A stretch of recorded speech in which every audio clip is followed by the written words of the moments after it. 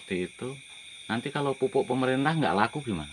Ya nggak urusan dong, pemerintah memang susah dicari kok, nggak pun laku ya nggak apa-apa sih, kenapa rumahnya biar turun lagi harganya gitu loh, biar Jadi stabil harganya. Kita ini sebenarnya ingin menstabilkan harga itu juga. Nek pupuk pemerintah nggak ada itu kan pasti kan turun harganya, nggak ada yang beli ya? nggak ada yang beli, turun harganya kan. Hmm. Ya udah, sekali itu juga itu misi kita, menstabilkan harga pupuk. Kita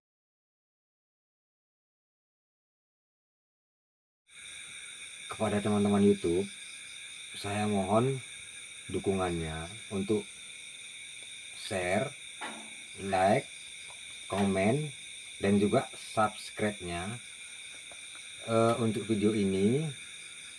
Semoga video ini bisa menjadi manfaat bagi kita semua. Demikian.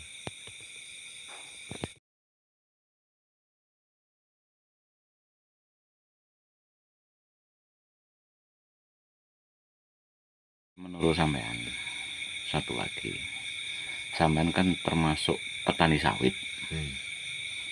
Harapannya sampean harga bisa sekian sehingga nantinya apa yang dicita-citakan iso keturutan. Seperti hal kemarin menjelang lebaran, harga sawit ngedrop sampai ke 700 rupiah. Menurut sampean, apa pendapatnya Anda itu sebagai petani sawit dengan ngedropnya harga tersebut?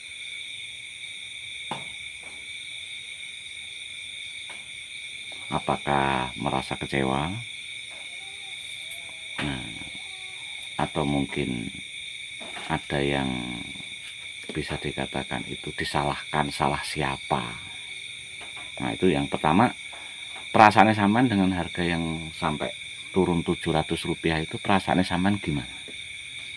Ya, secara manusiawi ya pasti kecewa lah kan, apalagi sebagai petani yang diharap itu kan harga. Itu pasti kecewa. Namun begitu, petani itu kan memang udah jadi biasa lah jadi korban ini ya, jadi korban sistem perdagangan di negara kita ini, khususnya Indonesia lah. Jadi kalau saya sih sebenarnya ya dibilang kecewa, tapi udah kebal gitu kan, udah biasa. Namun begitu, inilah satu kelemahan dari sistem sosial ekonomi pertanian kita. Jadi di situ sistem sosialnya juga, ekonominya, pertanian, semua di situ yang harus diperbaiki. Intinya ekonominya diperbaiki, sistem pertaniannya juga diperbaiki, udah gitu siklus antara pertanian dan nanti ke arah ekonominya itu harus diperbaiki lagi gitu loh. Jalurnya itu, distribusinya itu harus diperlancar. Berarti intinya menyangkut ke pemerintah juga? Ya udah pasti.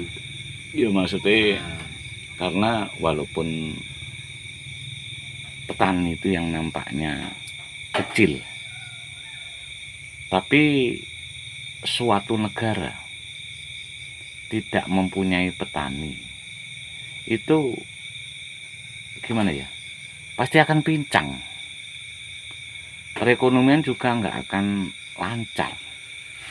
Tapi kenapa petani kok selalu diombang-ambing oleh perekonomian, sementara perekonomian itu yang menentukan pemerintah? Satu kelemahan Indonesia, kelemahan petani Indonesia tidak bisa menentukan harga. Itu kelemahan kita, petani kita. Kita ini bisa jadi petani tapi tidak bisa menentukan harga. Yang menentukan harga siapa? Pedagang. Gitu. Jadi pedaganglah yang menentukan harga. Petani cuma bisa nanam, manen, menentukan harga nggak bisa. Disitulah kelemahan kita. Tapi bukan berarti petani nggak bisa bikin harga, ya bisa. Kita nggak kompak aja, nggak ketemu formulanya petani tadi. Kalau petani ketemu formulanya, bisa bikin harga kok. Nah, di negara-negara maju sudah dilakukan itu gitu loh. Di negara kita ini, kita masih dikelola sama pedagang, masih dikuasai sama pedagang. Justru pedagang itu juga ada yang petani gitu loh kan. Jadi lebih ribet lah gitu urusannya. Berarti dengan kalimat itu berarti petani nggak bisa berkutik dengan hasilnya. Iya, begitulah kira-kira. Nah, dan yang lebih parah lagi, pemerintah tidak melindungi hak-hak petani, gitu loh, tidak mengamankan hak-haknya petani, dan tidak bisa mengamankan si pedagang-pedagang nakal. Nah, ini kan petaninya nggak bisa bikin harga, pedagangnya nakal pula, pemerintah nggak sanggup ngawasi. Inilah yang terjadi sekarang. Nah, gitu loh intinya. terus dari situ dengan anjloknya harga sawit itu, menurut sampean siapa yang disalahkan? Ya, terlepas dari kita nggak ingin menyalahkan siapa-siapa, yang jelasnya itu bisa dilihat dari apa? Pertama, dari kebijaksanaan pemerintah yang kurang cepat menangani kasus masalah minyak goreng kemarin yang langka itu kan awalnya itu sebenarnya. Karena kenaikan harga sawit ini tadi terus diikuti dengan kelangkaan minyak goreng dan segala macam tinggi, malah langka pula. Itu kan satu kelemahan pemerintah, dia tidak bisa menyediakan jalur distribusi minyak goreng di dalam negeri gitu loh. Jadi kayak orang kemarau, jual ekspor sana ekspor sini, di dalam negeri tidak bisa dikontrol. Itulah kelemahan pemerintah, termasuk tidak bisa mengontrol kebutuhan dalam negerinya. Satu, pemerintah ya, satu itu. Yang kedua, di dalam kesempatan itu si pedagang main. Pedagang kan tahunya cuma untung, ya memang dia cari untung.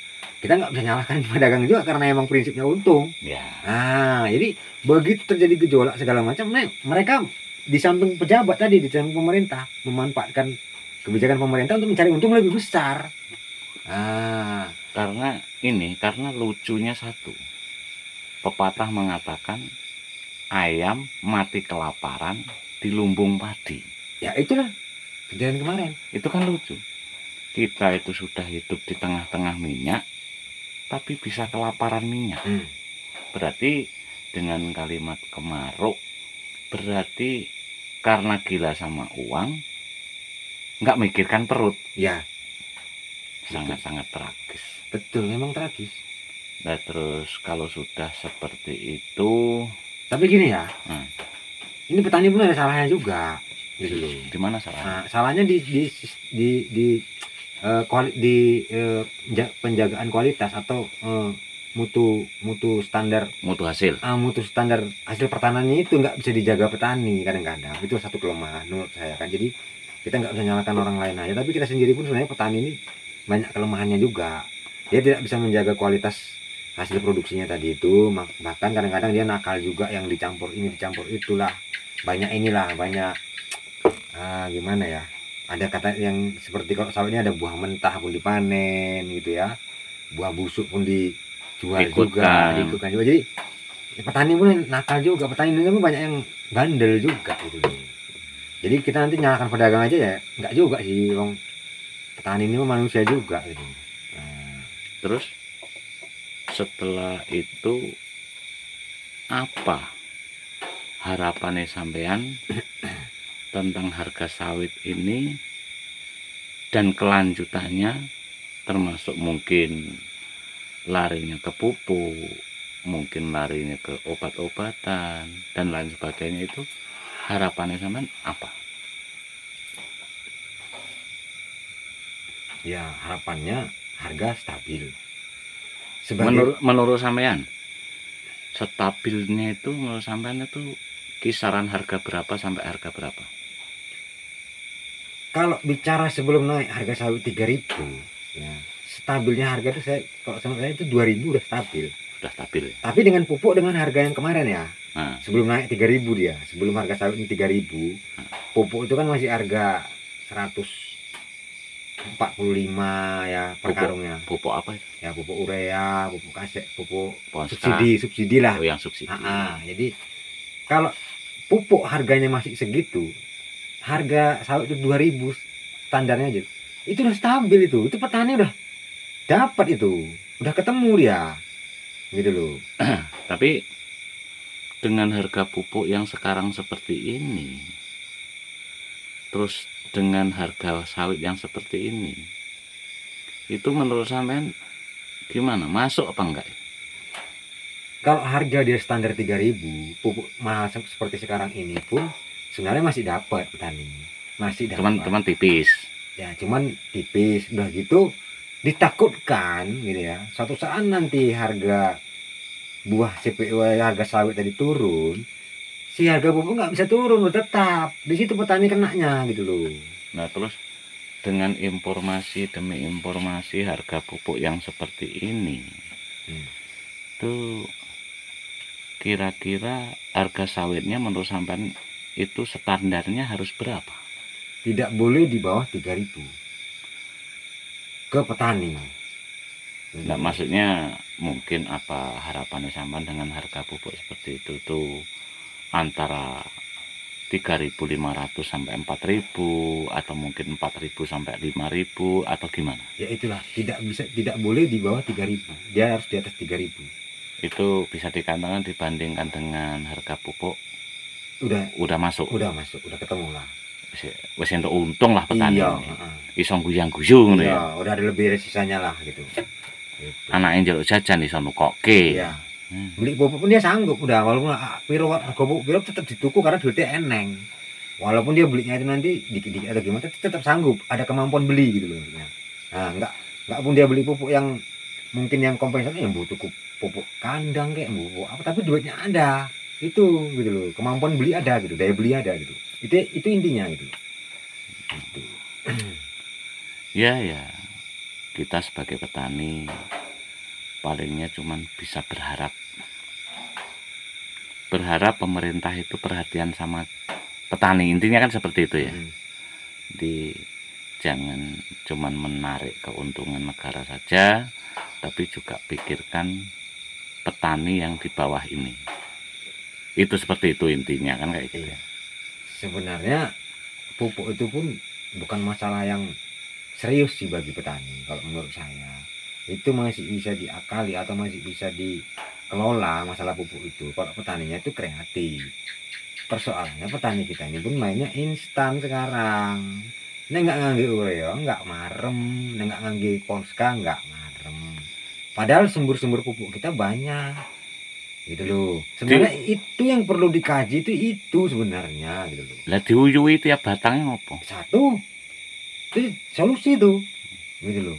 Nah, tapi nek diuyui terus ladang kita itu agak-agak 2 kilo dari rumah, sementara bangun pagi pengen cepat pipis apa gak ngompol ning kathok?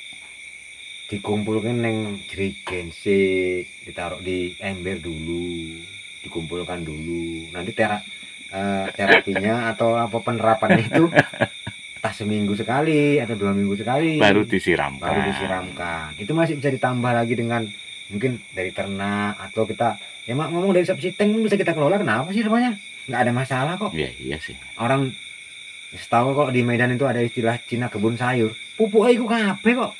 Nah, ini ceritanya udah bukan cuma kata saya, itu udah dilaksanakan di Medan sana. Bukan tai ternak ya? Tai orang, tai subsisten. Nah, Cina kebun sayur tuh pakai pupuk itu gitu. Mana udah nyedot dapat duit. Waktu dijual dapat duit lagi. 2 kali dapat duit. Nah, pupuknya alami. Nah, nggak merusak tanah segala macam. Tambah tanah tambah api ya? Pasti. Nah, gitu loh. Jadi kan orang belum nyampe situ cara berpikir. Jadi sebenarnya limbah kita ini tadi, jadi aku sebenarnya mau menekankan ke arah situ sebenarnya kan. Ingin bicara masalah limbah manusia ini tadi untuk pupuk itu nggak ada duanya itu mas. Itu udah nomor 1 pupuk kandang nomor 1, pupuk organik nomor 1 lah istilahnya. Nah, dibanding tai ayam, tai kambing, tai segala macam tai kotoran orang itu yang paling nomor 1, lengkap dia. Karena kandungannya komplit. Gitu loh. Jadi kalau sapi kan mungkin makanannya rumput aja ya kan. Beda dengan manusia. Daun-daunan dimakan. Dimakan sapi kan? Iya. Daun-daunan makan sapi. Kalau sapi nggak makan nasi. Tapi sing manusia iki sing bejat. Sing bejat iki wis daun-daunan dimakan, sapi ini dipangan. Iya. Memang iya. Jadi makanya aku bilang, aku justru ingin menekankan ke arah situ supaya petani ini siap mengelola mengelola, maksudnya menutupi kekurangan pupuknya dari pupuk yang disediakan pemerintah gitu loh. Jadi ya sekarang kalau menurut saya, saran saya, wong saya gak duwe sawit, cuman di sini kan saya ingin tahu, cuman mungkin sedikit ada saran, berarti kan dengan harga pupuk sing melambung, berarti petani sawit terutama itu harus ngakali, berarti ya ngakali gimana nggak mempergunakan pupuk konvensional. Ya pupuk itu pupuk jadi ya, tapi sih bisa mengakali dengan pupuk-pupuk yang lain, mungkin seperti kompos, kotoran hewan, kotoran ternak, bahkan mungkin bisa jadi kotoran manusia itu sendiri ya. Yang termurah dan tersedia banyak gitu loh. Sementara bisa menghasilkan yang luar biasa, maksimalnya. Iya.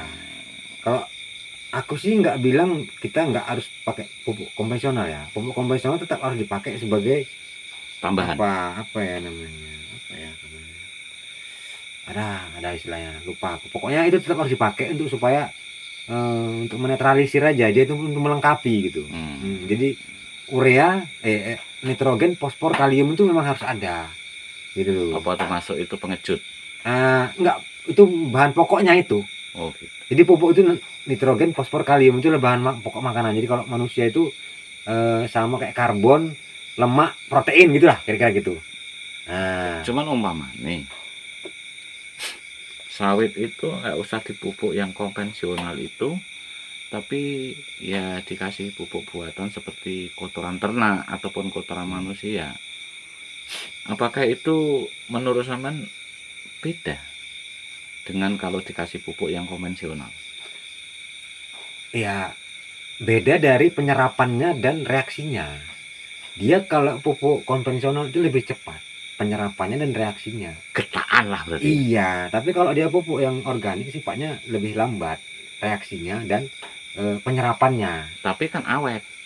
Bener. Kalau seandainya pupuk yang buatan yang jadi tadi itu, pupuk pasar itu bisa dikatakan bermanfaat 4 bulan. Tapi kalau pupuk yang dari kotoran ternak atau kotoran lain yang lainnya itu kan mungkin bisa mencapai 1 tahun. Bener. Nggak salah, betul. Tapi nek menurut sampean dari sisi buah dan hasil itu menurut sampean gimana? Ada perbedaannya juga? Sebenarnya pada dasarnya kan kalau pupuk ini walaupun apa dia pupuknya, ya kan, kandungannya itu tetap nitrogen, fosfor, kalium, gitu loh intinya. Jadi kotoran itu kotoran ternak itu ada nggak itunya? Ya ada lah, makanya dia pupuk jadinya. Cuman persoalannya kalau di kotoran ternak itu nitrogennya itu kan terbatas.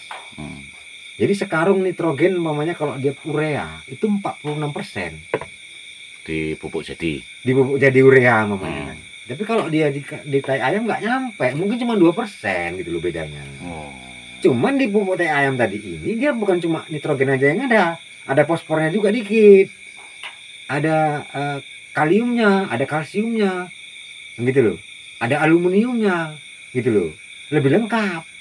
Nah kalau urea enaknya kur nitrogen 46%. Nah fosfat yo TSP, lari ke pupuk lain. Iya, nek KCl nek ada kalium yo KCl gitu loh.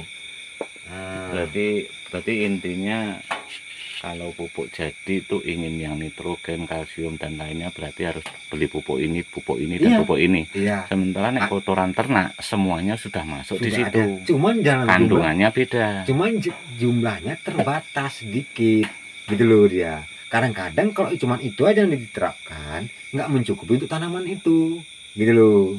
Kandungan unsur haranya nitrogen tadi nggak cukup untuk kebutuhan tanaman itu gitu loh. Suatu contoh umpamanya per batang itu butuh nitrogennya 10. Sementara yang di pupuk buatan tadi itu cuma 3 ya. Jadi untuk kebutuhan nggak tercukupi berarti. Iya, kalau yang di pupuk organik seperti teh ayam itu nggak nyukupi. Tapi kalau dia umpamanya kita pakai urea kan genah. Umpamanya dia butuh nitrogen umpamanya 2 sekilo. Berarti ureanya kayak 2 kilo pasti. Karena 46% kali 2 kan gitu kira-kira. Hampir lah dia mendekati 2 kilo lebih lah gitu. Berarti intinya kayak gampang, contoh aja per batang itu kalau dikasih urea 1 kilo, berarti kalau seandainya dari kotoran ayam itu bisa dikasih mungkin 5 kilo intinya itu. Lebih pun mau mungkin kan gitu. Enggak, intinya berarti seperti itu. Iya, lebih banyak lagi dia harus dikasih. Dan penyediaan itu juga kan perlu juga dipikirkan. Kita kan perlu juga bahan itu ada enggak kira-kira ayam itu, kotoran ayam itu, kotoran sapi itu gimana kan gitu. Nah, perlu juga dikondisikan tetap tersedia dalam jumlah yang banyak gitu. Makanya harus ditengok situasi dan kondisinya, tengok dari lingkungan juga lah kan gitu kan. Nah, ya makanya ini intinya kan sharing seperti ini. Ya mudah-mudahan dengan sharing ini kan teman-teman akan tahu dan mempunyai jalan pikiran yang lebih baik, yang baru, terutama khususnya itu untuk para petani. Jadi dengan harga pupuk yang melambung seperti ini kan mempunyai alternatif pupuk-pupuk yang lain. Sekarang gini aja ya, ini kita fokus di tinja atau di kotoran manusia ini. Di kotoran manusia. Ini ada satu teori, ya kan? Ada satu apa namanya, wacana. Mungkin wacana ini kayaknya bagus sekali lah gitu. Dan ini bisa menghemat pupuk ini sekian ton mungkin gitu. Jadi teknisnya begini, kita nggak usah jauh-jauh lah dulu ke subsitengnya orang atau ke kotorannya orang. Kotoran kita aja dulu. Kita punya namanya subsiteng di rumah kita itu ada khusus untuk punya kita sendiri itu aja yang dikelola dulu. Udah. Jadi kira-kira seminggu sekali itu kotoran itu di apa? Sedot. Amankan di satu, umpamanya di bak atau di drum atau di galon atau di jerigen. Ampun nih mas.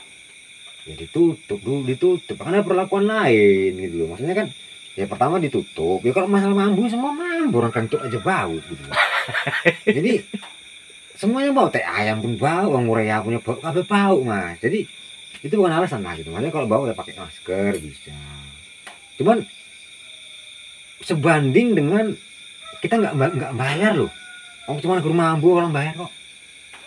Urea sama mambu dibayar bener. Daripada ndak nang sepiteng disedot, mending iseng nang ember. Bisa juga. Cuman persoalannya kalau yang dari subsiteng itu dia udah ini, udah terurai. Kalau yang di ember nunggu meneh lho mas, malah lebih mambu. Namanya diomongin kadang-kadang piye kadang.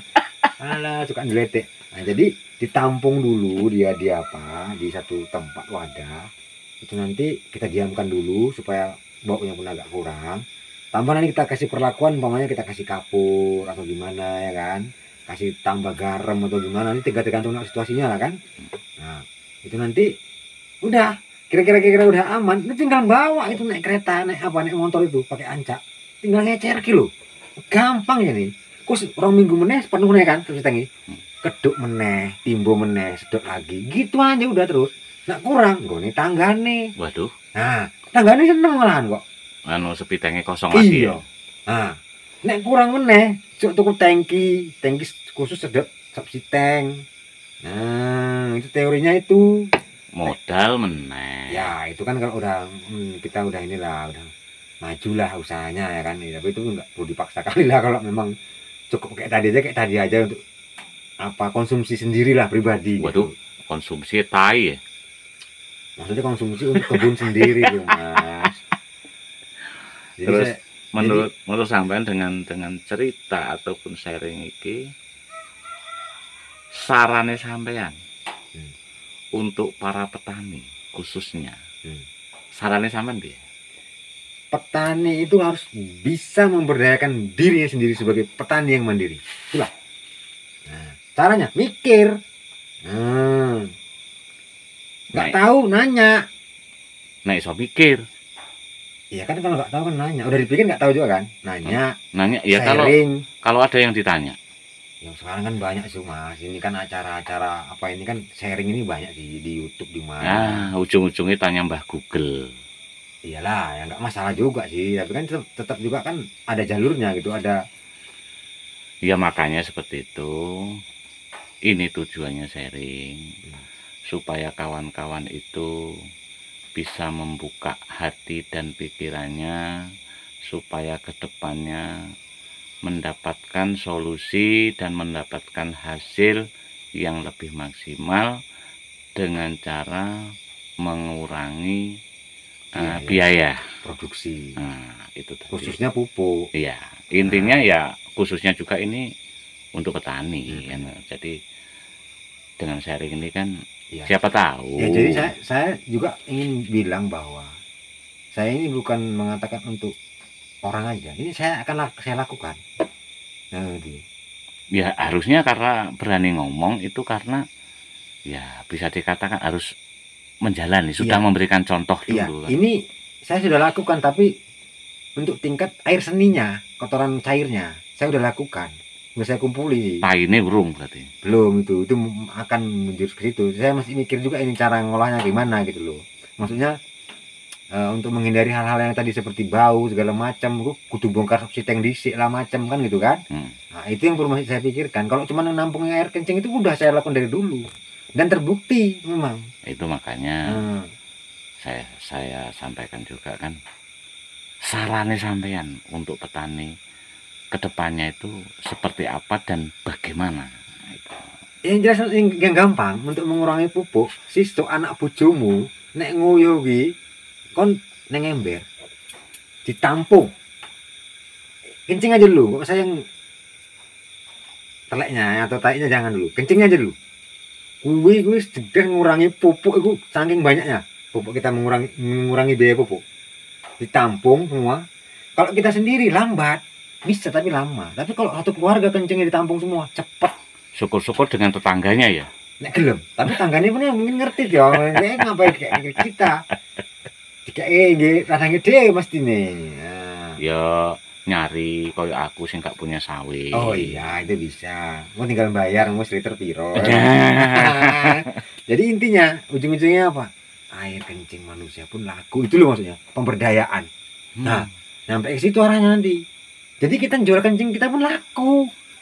Karena orang udah tahu itu bisa untuk pupuk dan ada yang mau beli. Aduh. Nah, logikanya begitu dia. Jadi memang kita ini bicara kayaknya sepele ya. Tapi kalau ini berjalan, ngeri. Nah, ini bisa jadi rantai ekonomi yang gila-gilaan ini. Betul gue bilang. Jadi kalau sudah seperti itu, nanti kalau pupuk pemerintah nggak laku gimana? Ya nggak urusan dong, pemerintah memang susah dicari kok, nggak pun laku ya nggak apa-apa sih. Kenapa rupanya? Biar turun lagi harganya gitu loh. Jadi biar stabil harganya. Kita ini sebenarnya ingin menstabilkan harga itu juga. Nek pemerintah nggak ada itu kan pasti kan turun harganya. Nggak ada yang beli ya? Nggak ada yang beli, turun harganya kan. Nah ya udah, sekarang itu juga misi kita menstabilkan harga pupuk. Nah kita sawit kita tetap berbuah gitu loh. Caranya itu tadi, memberdayakan kita ini sendiri. Nah, jangan salah loh, manusia ini dikasih kemampuan lebih oleh Allah Subhanahu wa Ta'ala, Tuhan yang Maha Esa. Tinggal kita yang menerapkan, memikirkan dan menerapkannya. Kita semua sudah dikasih semua berkah apapun, tinggal kita yang mengelolanya. Bersyukurlah kita. Seharusnya. Ya memang ya harus bersyukur lah. Nah, tapi buktinya yang banyak yang nggak bersyukur. Aduh, kalau itu repot saya tuh. Susah kita kalau nggak bersyukur dah. Jangan lah, nggak boleh gitu lah ya kan. Harus bersyukur gitu. Nah. Jadi saya rasa itu dulu. Saya mau istirahat dulu nih mau. Oke, terima kasih. Nah. Ini saran untuk para penonton. Sarannya kira-kira mempunyai saran apa? Untuk para penonton ini kalau bisa ini dijadikan bahan renungan, direnungkan terus dipikirkan, coba tes dibikin, dibuat, bener nggak ini? Kira-kira bisa nggak ini? Nah, mungkin kalau untuk tingkat-tingkat pengusaha besar mungkin sulit ya, terlalu lama. Tapi kalau untuk petani kecil yang punya sawit 1 hektar atau 2 hektar, ini bisa dilaksanakan dan mungkin dilaksanakan. Itulah intinya. Makanya renungkan, pikirkan, laksanakan. Untuk hal kecil dulu, untuk skala kecil dulu. Itulah intinya. Ya. kalau memang sampean mau istirahat, Hmm. ya monggo. Ya, saya juga mengucapkan terima kasih banyak atas sharing ini, semoga bermanfaat. Pamit. Ya, saya rasa itu dulu dari saya yang bisa saya katakan. Intinya semua yang saya katakan ini demi kebaikan kita bersama, khususnya untuk saya pribadi juga, karena saya juga pada saya seorang petani yang memang agak bingung juga dengan situasi dan kondisi belakangan ini. Jadi ayolah sama-sama kita melakukan satu tindakan untuk diri kita, setidaknya untuk diri kita dan lingkungan kita dan sesama. Yang kira-kira yang paling mudah aja dulu, yang paling gampang dulu. Saya kira itu mungkin dari saya. Saya ucapkan terima kasih banyak atas perhatiannya. Saya mohon maaf. Assalamualaikum warahmatullahi wabarakatuh. Waalaikumsalam warahmatullahi wabarakatuh.